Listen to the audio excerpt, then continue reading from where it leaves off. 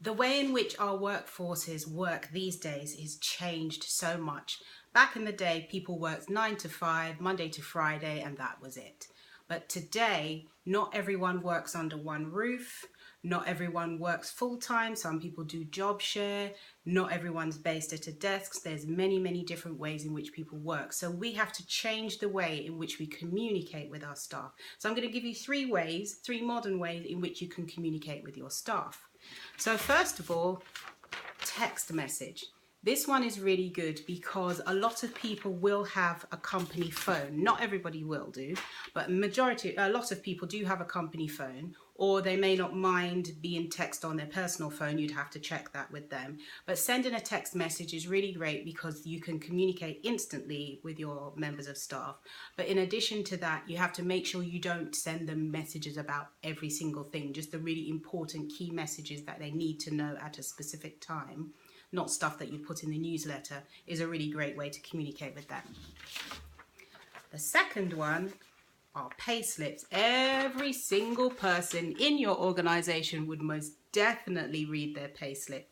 Some pay slips are paper-based, so there's usually a space on there at the bottom or wherever where you can put an important message. An additional way is if your pay slip is online, create a space in there where there's a message that they can get some information, but again, don't overuse it. Only use it for really important things that it's really important for them to know. And the third one is an app.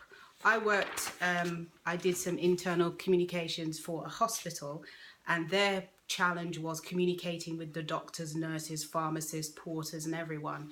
So I came up with the idea to have an app because they work all sorts of different hours. It's 24/7. Obviously, because it's a hospital.